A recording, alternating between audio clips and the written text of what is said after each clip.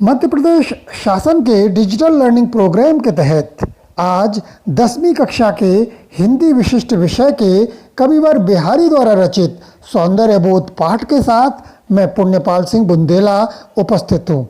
घर से ही स्वीकार कीजिए नमस्कार। रीतिकाल के रीति सिद्ध कवि बिहारी की रचना है बिहारी सतसई। छोटे से दोहा छंद के माध्यम से बिहारी ने गागर में सागर भर दिया है। कहने का आशय यही है कि कम शब्दों में बहुत कुछ कह देने की क्षमता बिहारी के अंदर थी। उनके दोहों में भावों का सागर उमड़ता है। श्रृंगार, भक्ति और नीति बिहारी के काव्य विषय हैं। आज के पाठ में हम कविवर बिहारी द्वारा रचित दोहों में श्रृंगार रस के दर्शन करेंगे। पाठ को आरंभ करते हैं। पाठ का नाम है सौंदर्य बोध, रचनाकार बिहारी। एक एक दोहे को मैं सुर और लय के साथ पढ़ूंगा, आप भी उसको सुर और लय के साथ गाएंगे। इसके बाद व्याख्या की जाएगी। एक उत्तर पुस्तिका भी रख लें, कॉपी रख लें, जिसमें आपको कठिन शब्दों के अर्थ लिखते जाने हैं। आरंभ करते हैं। सोहत ओढ़े पीतु पटु श्याम सलोनी गात, मनोनील मणि शैल पर आपत पर्यो प्रभात, बिहारी आपत पर्यो प्रभात। इस दोहे में बिहारी ने पीतांबरधारी सांवले सलोने श्री कृष्ण के शारीरिक सौंदर्य का चित्रण किया है। कवि बिहारी कहते हैं, सोहत ओढ़े पीतु पटु श्याम सलोनी गात। श्याम श्री कृष्ण, सलोने सांवले रंग की, सलोने सुंदर, गात शरीर वाले। सांवले सलोने सुंदर शरीर वाले श्री कृष्ण सोहित शोभा पर रहे हैं। ओढ़े ओढ़े हुए, पीतु पीला, पटु वस्त्र। पीतांबर ओढ़े हुए सांवले सलोने श्री कृष्ण बहुत ही अधिक शोभायमान हो रहे हैं। अब कैसे शोभा पा रहे हैं? मनोनील मणि शैल पर आतपु पर्यो प्रभात। उत्प्रेक्षा अलंकार के माध्यम से वह बताते हैं। उत्प्रेक्षा अलंकार में उपमेय में उपमान की संभावना बताई जाती है, यानी एक वस्तु को दूसरे वस्तु में संभावना देखी जाती है। जनु जानो, मनु मानो, जानहु मानो उत्प्रेक्षा के वाचक शब्द हैं और इस पाठ के अधिकांश दोहों में उत्प्रेक्षा अलंकार का प्रयोग हुआ है। तो पीला वस्त्र ओढ़े हुए श्री कृष्ण कैसे शोभा पा रहे हैं? मनो मानो नीलमणि, नीलम मणियों का शैल पर्वत हो।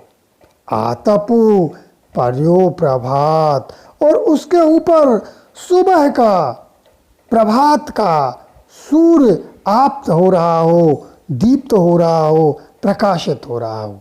अर्थात नीलम मणियों के पहाड़ पर सुबह के पीले रंग के सूर्य के प्रकाश की आभा बिखरी हुई हो। तो इस तरह से ये पहला दोहा हो गया। एक बार और समझ सकते हैं कि नीला वस्त्र ओढ़े हुए श्री कृष्ण ऐसे शोभा पा रहे हैं जैसे नीलम मणि के नीले पर्वत के ऊपर सुबह का सूर्य का पीला पीला प्रकाश दैदीप्यमान हो रहा हो, प्रकाशित हो रहा हो, झिलमिला रहा हो। अगला दोहा। सखी सोहित गोपाल के उर गुंजन की माल, बार लसत मनो पिए दाबानल की ज्वाल, बिहारी दाबानल की ज्वाल। इस दोहे में बिहारी ने श्री कृष्ण के गले में जो गुंजों की माला है वह कैसी शोभा पा रही है इसको स्पष्ट किया है, चित्रित किया है। सखी, एक सखी दूसरी सखी को श्री कृष्ण के सौंदर्य के बारे में बता रही है। सखी सोहत गोपाल के और गुंजन की माल। हे सखी, सोहित शोभा पा रही है गोपाल के, श्री कृष्ण के, और हृदय पर, हृदय स्थल पर गुंजन की, गुंजों की। अब ये गुंजा क्या होता है? एक बेल होती है जिसमें लाल काले मोतियों जैसे या छोटे छोटे फल होते हैं जिनसे माला बनती है। इसे गुंजों की माला कहते हैं, गोमची भी कहते हैं, बुंदेलखंडी में गुंचू भी कहते हैं, और इसको रत्ती भी कहते हैं। तो एक सखी दूसरी सखी से कहती है कि हे सखी, गोपाल के हृदय पर, हृदय स्थल पर गुंजों की माला बहुत ही शोभायमान हो रही है। अब कैसे शोभा पा रही है? फिर उत्प्रेक्षा के माध्यम से। बाहर लसत मनोप्रिय दावानल की ज्वाल। बाहर लसत दिखाई देती है, झलक रही है, मानो पिए पी लिया हो। दावानल, दावानल का अर्थ है जंगल में लगी हुई आग की ज्वाल। अब इसका अर्थ बताने से पहले बता दें, बचपन में टॉर्च के ऊपर हथेली रख के टॉर्च को जलाते थे। टॉर्च का प्रकाश हथेली के बाहर लाल लाल झिलमिलाता था, जिसमें अंदर की लालिमा बाहर आ जाती थी। कुछ ऐसा ही चित्रण यहाँ किया है कि गुंजों की माला ऐसी लग रही है जैसे श्री कृष्ण ने दावानल, जंगल की आग की ज्वाला को अंदर पी लिया हो, और वह ज्वाला अंदर धधक रही हो, और उसकी लाल लाल आभा गुंजों की माला के रूप में उनके हृदय स्थल पर दिखाई दे रही हो, शोभा हो रही। बाहर लसत मनोपिए, बाहर दिखाई दे रही है वह गुंजों की माला, ऐसी लग रही है दावानल की ज्वाल, जैसे श्री कृष्ण ने दावानल को पी लिया हो और वह दावानल अंदर धधक रही हो, और उस आग की प्रकाश उनका हृदय स्थल फोड़कर गुंजों की माला के रूप में दिखाई दे रही हो। अब अगला दोहा। लिखन बैठी बाकी सभी, गहे गहे गर्भ गरूर, भय न केते जगत के, चतुर चितेरे क्रूर बिहारी, चतुर चित चितेरे क्रूर। इस दोहे में बिहारी ने नायिका के प्रतिपल निखरते रूप सौंदर्य का अनूठा चित्रण किया है। लिखन बैठी बाकी सभी, गहे गहे गर्भ गरूर। कवि बिहारी कहते हैं कि नायिका का रूप सौंदर्य हर पल निखर रहा है। उसके रूप सौंदर्य का चित्र बनाने के लिए कुछ चित्रकार आए और बड़े घमंड के साथ उसका चित्र बनाने लगे। लिखने बैठी, लिखने के लिए बैठ गए, जाकी, उस नायिका की सभी सौंदर्य को चित्रित करने के लिए बैठ गए। गही गही ग्रहण करके या भर करके अंदर, गर्भ गरूर, घमंड, अपने आप को बड़ा चित्रकार समझने का घमंड पालकर, गर्भ पालकर उसका चित्र बनाने के लिए लिखने बैठी बाकी सभी, बहुत सारे चित्रकार बैठ गए। जब चित्र बनाया और उसको देखा तो क्या हुआ? भय न केते जगत के, भय हो नहीं गए, केते कितने ही, जगत के, संसार के, चतुर बहुत ही निपुण, बहुत ही कुशल, चितेरे चित्रकार, क्रूर अयोग्य साबित हो गए। जो बड़े घमंड के साथ उस नायिका का चित्र बनाने बैठे थे, जब उन्होंने चित्र बनाया और उसके बाद उस नायिका को देखा तो वह नायिका और सुंदर हो गई थी। तो संसार के भय न केते। जाने कितने चित्रकार जो चतुर थे वह क्रूर हो गए, अयोग्य साबित हो गए। क्यों अयोग्य सिद्ध हो गए? इसलिए अयोग्य सिद्ध हो गए कि नायिका का सौंदर्य और बढ़ गया। तो यहाँ सौंदर्य का बढ़ा चढ़ाकर चित्रण इस दोहे में किया गया है और यही बिहारी की विशेषता है इनके काव्य की, कम शब्दों में बहुत कुछ कह देना। अगला दोहा। मकराकृति गोपाल के सोहित कुंडल कान, धस्यो मनोहिय गढ़ समरु, ड्योढ़ी लसत निशान। बिहारी ड्योढ़ी लसत निशान। इस दोहे में बिहारी ने श्री कृष्ण के कांडों में जो सुंदर कुंडल हैं उन कुंडलों के सौंदर्य को कृष्ण के सौंदर्य के साथ जोड़ते हुए चित्रित किया है। मकर आकृति, मकर धन आकृति। मकर का अर्थ है मगर और आकृति का आकार, दीर्घ स्वर संधि। तो मगर के आकार की, गोपाल के, श्री कृष्ण के सोहित शोभा पा रहे हैं कुंडल, कानों में पहने जाने वाले गहने कान। श्री कृष्ण के कानों में मगर के आकार के कुंडल बहुत ही शोभायमान हो रहे हैं। कैसे शोभा पा रहे हैं?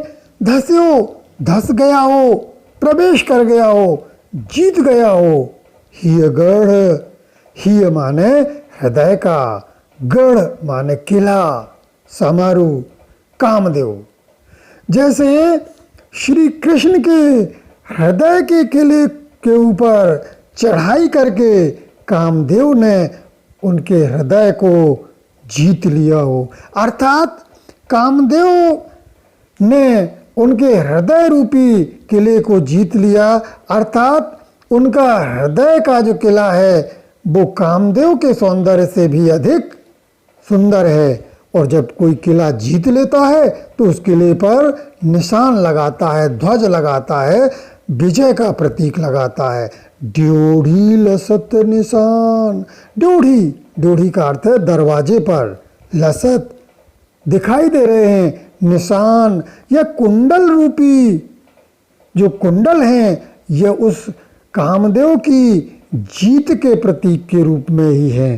तो इस प्रकार श्री कृष्ण के कानों के कुंडलों को चित्रित करते हुए बिहारी कहते हैं कि श्री कृष्ण के कानों में जो कुंडल शोभा पा रहे हैं मगर के आकार के, वह ऐसे लग रहे हैं कि उनके हृदय के किले को जैसे कामदेव ने जीत लिया हो और उस विजय के प्रतीक के रूप में यह कुंडल कानों में दिखाई दे रहे हों, निशानी के रूप में। आगे चलते हैं। नीको लगत लीलार पर, टीको जरित जराय, छवि बढ़ावती रवि मनो, शशि मंडल में आए। बिहारी शशि मंडल में आए। नायिका के माथे की जड़ाऊ बेंदी किस प्रकार उसके रूप सौंदर्य को बढ़ा रही है, इस दोहे में इसी बात को बिहारी ने स्पष्ट किया है। नीको सुंदर, लसत लगता है, लीलार बुंदेली शब्द, माथे पर। टीको जरित जराए। टीको यानी बिंदी या बेंदी, जरित जराए जड़ाऊ बेंदी, स्वर्ण आदि से जड़ी हुई माथे पर बेंदी बहुत ही शोभा पा रही है नायिका के। छवि ही बढ़ावत। अब कैसे शोभा पा रही है? छवि ही बढ़ावत। छवि सुंदरता ही को, बढ़ावत बढ़ाता है। रवि सूर्य, मानो सूर्य सुंदरता को और बढ़ाने के लिए आ गया हो। कहाँ? शशि मंडल में आए। चंद्रमा में आकर, चंद्रमा वैसे ही सुंदर है, लेकिन चंद्रमा में आकर उसकी शोभा को और अधिक बढ़ाने के लिए सूर्य आकर विराज गया हो। यहाँ पर नायिका के मुख को चंद्रमा बताया गया है और मेहंदी को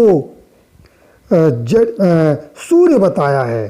तो मुख के चंद्रमा में सूर्य आकर उसके सौंदर्य को और बढ़ा रहा हो। नीको लगत लिलार पर टीको जरित जराए, छवि बढ़ावत रवि मनो शशि मंडल में आए। यानी नायिका के माथे पर जड़ी हुई मेहंदी वैसी ही लग रही है जैसे कि चंद्रमा में आकर सूरज उसके सौंदर्य को और अधिक बढ़ा दे। आगे चलते हैं। जीने पट में झिल मिली, झलकती ओ पे अपार, सुरतर को मनु सिंधु में, लसत सपल्लव डार बिहारी, लसत सपल्लव डार। इस दोहे में बिहारी ने स्पष्ट किया है कि पतले वस्त्र के अंदर से नायिका के जो रूप सौंदर्य की झलक सामने आ रही है उसको कवि ने चित्रित किया है। कवि बिहारी कहते हैं कि झीने पट में, झीने पतले या लगभग पारदर्शी, पट वस्त्र में झिलमिली, झिलमिला रही है उसके अंदर के अंगों की आभा, झलकती बाहर दिखाई दे रही है, ओप उसका रूप सौंदर्य अपार, उसका अपार रूप सौंदर्य नायिका के पतले वस्त्रों में से दिखाई दे रहा है। अब कैसा दिखाई दे रहा है? सुरतरु, सुरतरु माने, सुर माने देवता, तरु माने पेड़, और देवताओं का पेड़ होता है कल्पवृक्ष। सुरतरु को, जैसे कल्पवृक्ष को सिंधु में, समुद्र में लसती लग रही हो, सपल्लव, सा माने सहित, पल्लव माने पत्तों, पत्तों सहित दिखाई दे रही हो, डार डाली, जैसे कल्प वृक्ष की डाली समुद्र में डाल दी गई हो और उस समुद्र में से, समुद्र के अंदर से वह चमक रही हो, उसकी कल्प वृक्ष की डाली समुद्र के जल में से झिलमिला रही हो, ऐसे ही पतले वस्त्र में से नायिका का रूप सौंदर्य झिलमिला रहा है। अगला दुआ लेते हैं। त्यों त्यों प्यासे रहत, ज्यों ज्यों पियते अघाय, सगुण सलोने रूप की, जुन चख तृषा बुझाए बिहारी, जुन चख तृषा बुझाए। इस दोहे में बिहारी ने स्पष्ट किया है कि निर्गुण ब्रह्म के रूप सौंदर्य का आनंद ले चुके नेत्रों की दशा क्या होती है। अर्थात एक बार नेत्रों ने निर्गुण सगुण साकार ब्रह्म के आनंद का ले लिया तो उसकी प्यास और बढ़ जाती है। त्यों त्यों प्यासे ही रहे, वैसे वैसे ही नेत्र दर्शन के प्यासे रहते हैं सगुण साकार ब्रह्म के, ज्यों ज्यों पियत अघाय, जैसे जैसे पियत पीते हैं, दर्शन करते हैं, अघाय तृप्त होकर, जैसे जैसे सगुण सकोने ने रूप को, सगुण साकार ब्रह्म के रूप के ज्यों ज्यों पियत अघाय, जैसे जैसे तृप्त होकर भक्त दर्शन करता है, त्यों त्यों प्यासे ही रहे, वैसे वैसे उसके नेत्रों में दर्शन की प्यास और बढ़ती रहती है। विरोधाभास अलंकार, पीते हैं और प्यास बढ़ती है। दूसरी तरफ जो न चख और जो चखता नहीं है, अर्थात सगुण साकार ब्रह्म के दर्शन नहीं कर पाता, तृषा बुझाए, तृषा का अर्थ है प्यास, बुझाए माने बुझ जाती है। तो सगुण साकार ब्रह्म के जो दर्शन नहीं कर पाता उसकी प्यास तो बुझ जाती है, लेकिन जिसने तृप्त होकर सगुण साकार ब्रह्म के दर्शन कर लिए तो उसके जो प्यास है और अधिक बढ़ जाती है। आगे चलते हैं। तो पर बारों उर्वशी सुन राधिके सुजान, तू मोहन के उर्वशी है उर्वशी समान, बिहारी है उर्वशी समान। इस दोहे में कवि बिहारी ने स्पष्ट किया है कि श्री कृष्ण के हृदय में बसने वाली राधा जी किस प्रकार उर्वशी से भी श्रेष्ठ हैं। ता पर बारू उर्वशी सुन राधिके सुजान। वक्त राधा जी को संबोधित करता हुआ कहता है, सुनो राधिके, राधा जी, सुजान, श्रेष्ठ। राधिके आप सुनिए। ता पर बारू, ता आप पर, बारू न्योछावर है, उर्वशी का अर्थ है स्वर्ग की अप्सरा। आपके सौंदर्य के ऊपर, आपकी अच्छाई के ऊपर स्वर्ग की अप्सरा भी न्योछावर है। तू मोहन के उर्वशी, क्यों? क्योंकि तू तो मोहन के, श्री कृष्ण के उर हृदय वसी में बसने वाली है। आप तो श्री कृष्ण के हृदय में बसने वाली है। यहाँ पर पहले उर्वशी का अर्थ स्वर्ग की अप्सरा उर्वशी था, और यहाँ दूसरे उर्वशी का अर्थ हृदय में बसने वाली है। यानी उर्वशी शब्द के अलग अलग अर्थ हैं, अतः यमक अलंकार है। तू मोहन के उर्वशी, हे राधा आप श्री कृष्ण के हृदय में बसी हो, है उर्वशी समान, और आप उर्वशी के ही समान हैं। दूसरे शब्दों में भक्त कहता है कि हे राधिके, आपके ऊपर तो उर्वशी का सौंदर्य, उर्वशी की श्रेष्ठता न्योछावर है, क्योंकि आप श्री कृष्ण के हृदय में हमेशा वास करती हैं, उनके लिए उर्वशी के समान हैं, और मैं भी आपको इसी कारण श्रेष्ठ मानता हूँ। अगला दोहा। फिर चित उत ही रहतु, टूटी लाज की लाव, अंग अंग छवि झोर में, भयो भौरी कोई नाव, बिहारी भयो भौरी को नाव। इस दोहे में बिहारी स्पष्ट करते हैं कि नायक या श्री कृष्ण के रूप सौंदर्य में गोपी का मन उलझ गया है, और बार बार उन्हीं की ओर उसका ध्यान चला जाता है। फिर चित्त उत ही रहत। गोपी कहती है कि फिर बार बार चित्त मन उत ही रहत, उस ओर ही चला जाता है, कृष्ण की ओर ही चला जाता है।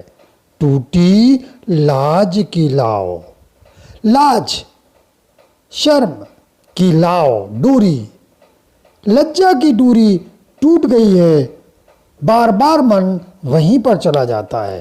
अंग अंग छवि झोर में, उनके अंग अंग से जो छवि सौंदर्य का झोर समूह आता था, उनके अंग अंग से जो सुंदरता झलकती थी, उस सौंदर्य में भयो भौरी को नाव, मेरा मन तो भंवर में, भयो माने हो गया, भौरी माने भंवर, पानी में बनने वाली भंवर की नाव। जिस तरह पानी में बनने वाली भंवर में फंसी हुई नाव बार बार हिचकोले खाती है, चक्कर खाती है और वहाँ से नहीं निकल पाती है, इसी प्रकार श्री कृष्ण के रूप सौंदर्य में नायिका का मन फंस गया है और बार बार उसका मन उधर ही जाता है। अगला दोहा। जहाँ जहाँ ठाढ़ो लख्यो, श्याम सुभग सिर मोर, उनहु बिन छिन गही रहतु, दृगनु अजो वह ठौर बिहारी, दृगनु अजो वह ठौर। इस दोहे में बिहारी ने विरहिणी नायिका की उस चेष्टा का चित्रण किया है कि वह किस प्रकार उन्हीं स्थानों को बार बार देख रही है जिन स्थानों पर श्री कृष्ण को उसने खड़े देखा था। जहाँ जहाँ ठाड़े लख्यो श्याम सुभग सिरमौर। जहाँ जहाँ जिस स्थान पर ठाड़े खड़े लख्यो देखा था, श्याम सुभग सुंदर, सिरमौर सबसे श्रेष्ठ सुंदर श्री कृष्ण को वियोगिनी गोपी ने जहाँ जहाँ पर खड़े देखा था। उन्हू बिन छिन गई रहत, उन्हू बिन उनके बिना, छिन एक पल के लिए, गही रहत नहीं रह पाता है। दृगनु नेत्रों में, अजो आज भी, वह ठौरी, ठौरी का अर्थ है स्थान, उन्हू बिन उनके बिना, उनके ना होने पर भी, छिन हर पल, गही माने पकड़े रहता है मन, रहतु दृगनु नेत्र अजो वह ठौर। आज भी मेरे नेत्र उनके ना होने पर भी उसी स्थान पर पहुंच जाते हैं। कहाँ पर पहुंच जाते हैं? जहाँ जहाँ ठाड़े लखो, जहाँ पर श्री कृष्ण को खड़े हुए देखा था। श्याम सुभग सिरमौर, सुंदर श्री कृष्ण को देखा था। गोपी का मन आज भी वहीं पर पहुंच जाता है। तो इस तरह से आपका यह पाठ हो गया। इसके प्रश्नोत्तर लिखने हैं, व्याख्याएं करनी है, अपने ढंग से लिखना है। अगले वीडियो के साथ पुनः उपस्थित होऊंगा। जय हिंद।